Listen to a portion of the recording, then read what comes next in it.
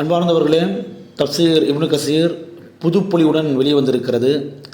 தப்சீர் என்பது ஒரு முஸ்லீம் குர்ஆனோடு தனது உறவை நெருக்கமாக்கிக் கொள்வதற்கும் அல்லாஹுடைய வார்த்தையை மிக நெருக்கமாக புரிந்து கொள்வதற்கும் மிக உறுதுணையாக இருக்கும்.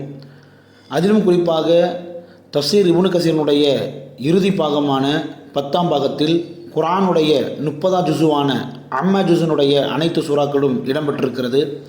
இந்த சூறாக்களை பொறுத்த மட்டிலே அதிகம் நாம் பயன்படுத்தக்கூடிய சூறாக்களாக இருக்கிறது.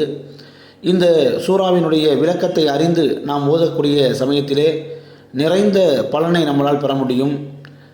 சூரா நஸ்ர் என்கிற திருமறை குர்ஆனுடைய 110ஆம் அத்தியாயம், இது மிகச்சிறிய அத்தியாயமாக இருந்த போதிலும் இந்த அத்தியாயனுடைய விளக்கத்தை நாம் எடுத்து படிக்கிற பொழுது இந்த அத்தியாயத்திற்கு இப்னு அப்பாஸ் ரலியல்லாஹு அன்ஹு அவர்கள் எப்படியான ஒரு விளக்கத்தை கொடுத்திருக்கிறார்கள், அந்த விளக்கத்தை பார்த்து பிற சஹாபாக்களே ஆச்சரித்து போயிருக்கிறார்கள் என்கிற ஒரு விளக்கத்தை நம்மளால் காண முடியும்.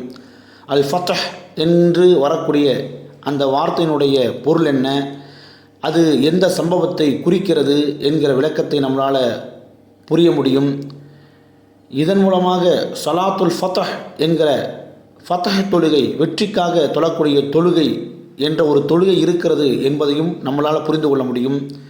இந்த அத்தியாயம் இறங்கியதற்கு பிறகு நபிகள் நாயகம் ஸல்லல்லாஹு அலைஹி வஸல்லம் அவர்களின் இறுதி நாட்களில் அவர்கள் செய்த கூடுதலான பிரார்த்தனைகளையும் நம்மளால் புரிந்து கொள்ள முடியும். ஆக இப்படியாக ஒவ்வொரு சூறாவிற்கு பின்னால் இருக்கக்கூடிய பெரும் புதையல்களான விளக்கங்களை நம்மளால் பெறுவதற்கு இந்த இப்னு கசீர் மிக உறுதுணையாக இருக்கும். அதனால் ஒவ்வொரு முஸ்லீமுடைய வீட்டிலும் இருக்க வேண்டிய ஒரு பொக்கிஷம்தான் இந்த இப்னு கசீர்.